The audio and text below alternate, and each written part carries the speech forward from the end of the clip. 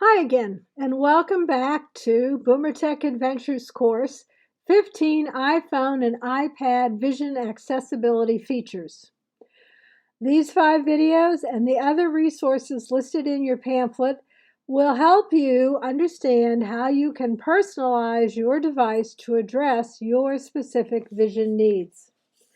Also, once again, we suggest you watch these videos at your own pace with your device by your side. That way you can stop and start them as you feel the need.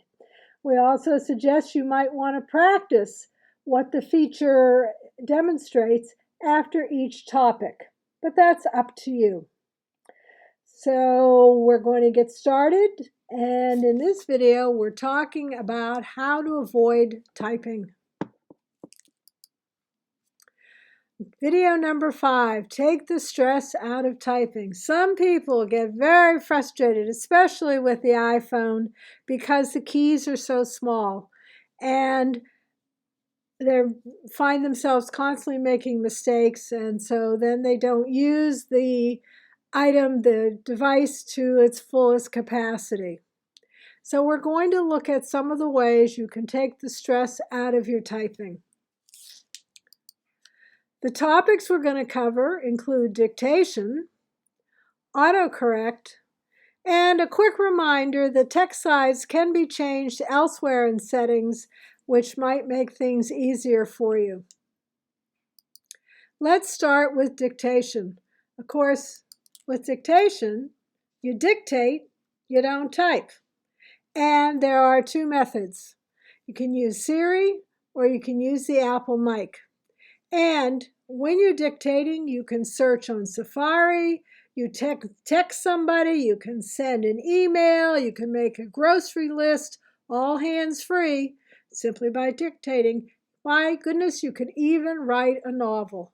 So there are a number of ways that you can use dictation. So let's talk about using Siri. You're going to once again, I'm going to review how you set up Siri in settings. You open settings, you tap on Siri and search, and again you're looking at an iPad screen, but it's basically the same on an iPhone. We go back and forth so you see examples of both. You need to make sure the 3 options at the top, listen for Hey Siri, press top button for Siri, and allow Siri when locked, are all turned on. And once you have done that, then you have a personal digital assistant.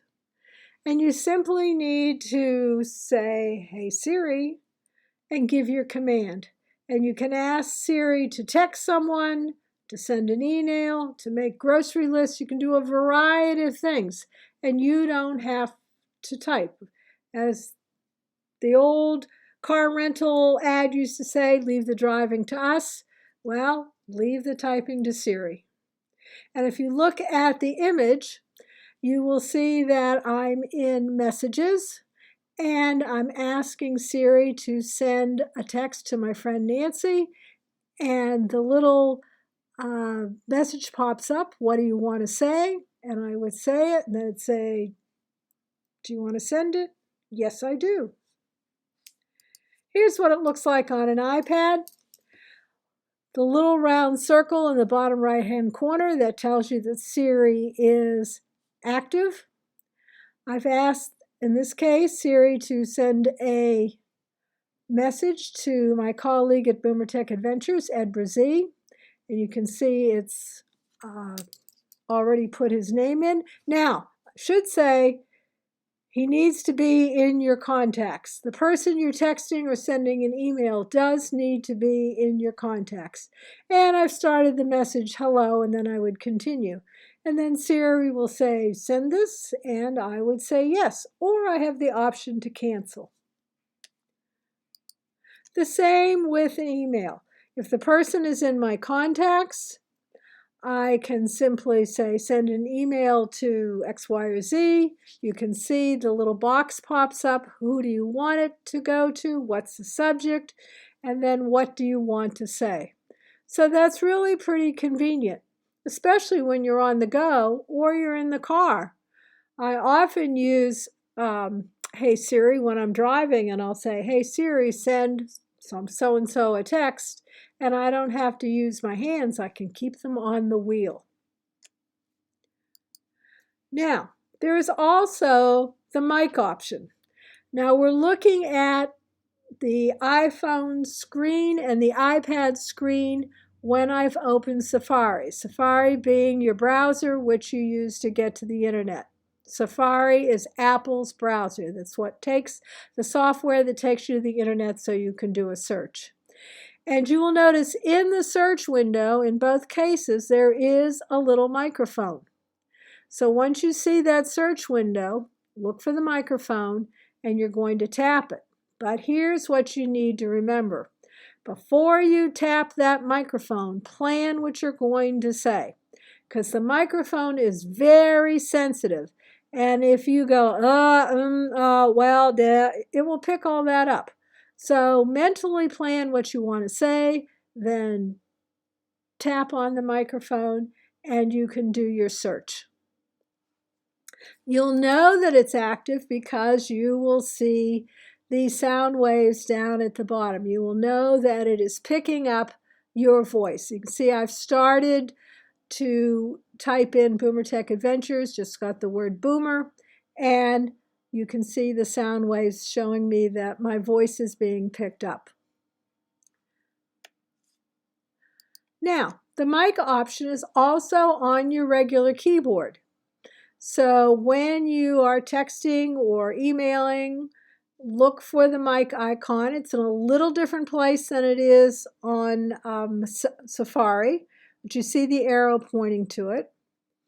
And you simply tap on it, and you can do a Facebook post, or you can text somebody, send an email, etc. But once again, I want to remind you that the mic is very sensitive, so be clear in your mind what you want to say before you say it. Now, you can also dictate in Pages. Pages is Apple's version of Microsoft Word. Now that I use Apple all the time, I only use Pages. I haven't used Microsoft Word in a long time.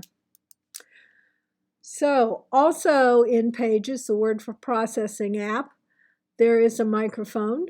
And if typing is very difficult for you, you can dictate.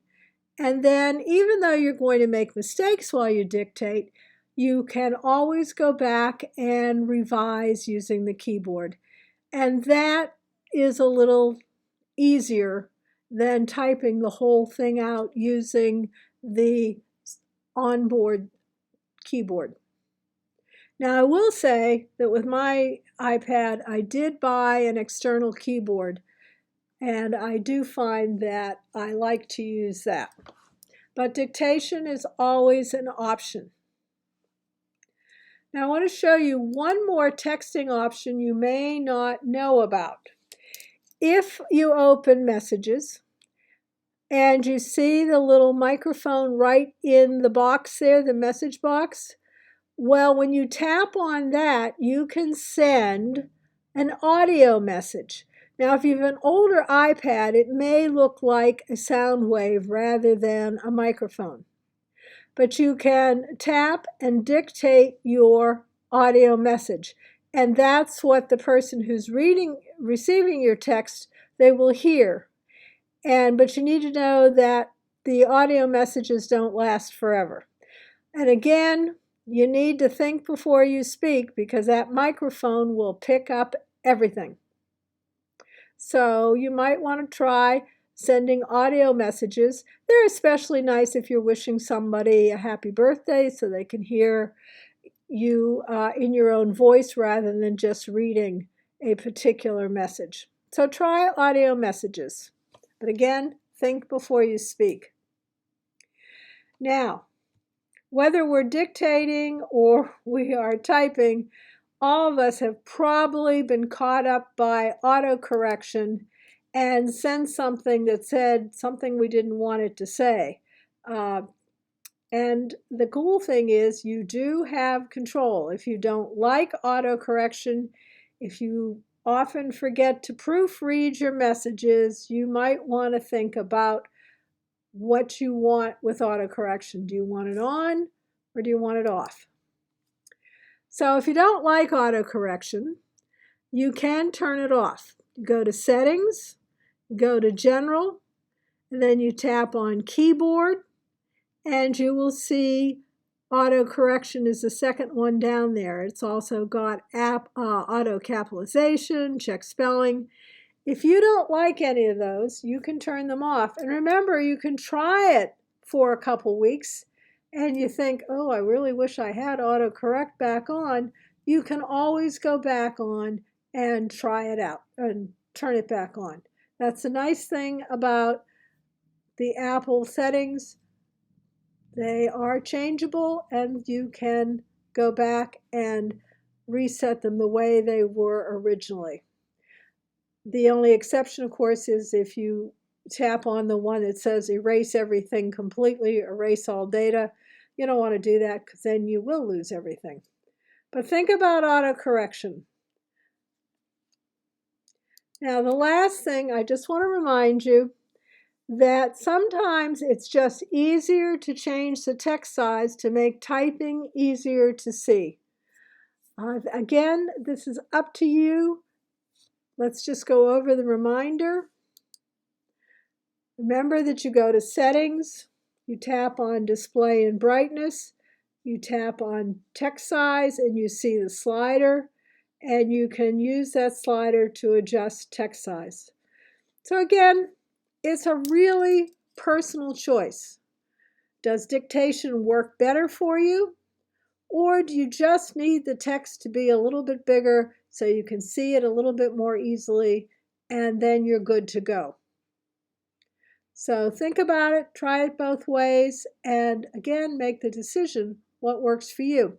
So again, when you think about controlling text size, you can do it in Pages. You change the text size. Actually, in the app, you see that I've tapped on the little paintbrush up there at the top, and I can choose the size. I've got it set at 27 point. In Messages and Notes and some other apps, because I've changed the text size back in Settings with Display and Brightness, they automatically are bigger. And again, as we've said when we first talked about changing text size, works on most apps, but some apps may not have the software to support it. But again, something to experiment with. As we come to the end of this video, a couple of things to remember. Dictation works on most apps. It can help you to avoid frustration. You do need to think before you speak because it will pick up everything you say. Remember that you can take control of autocorrect. You can try it without it. And if you don't like it, you can go back to autocorrect. And for some people, all you need to do to make typing a little less frustrating is to make the text larger. But again, as we've said after every video, it really depends on you and what your vision needs are. So thank you for watching this video. Once again, this has been Jill from BoomerTECH Adventures. I hope you're checking out our other resources, including our webpage, BoomerTECHadventures.com. We have a blog. We list some of our videos. You can ask questions there. We do have a lot of short videos at the BoomerTECH Adventures YouTube channel. If you subscribe, you'll get a notification of whenever we post something new. And they are all free.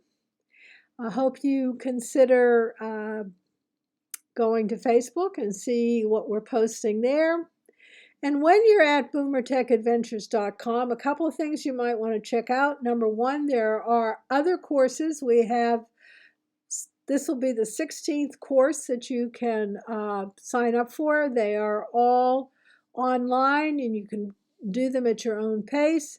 And if you have questions about any of them, you simply text us at ed@boomertechadventures.com and we will get back to you as soon as possible.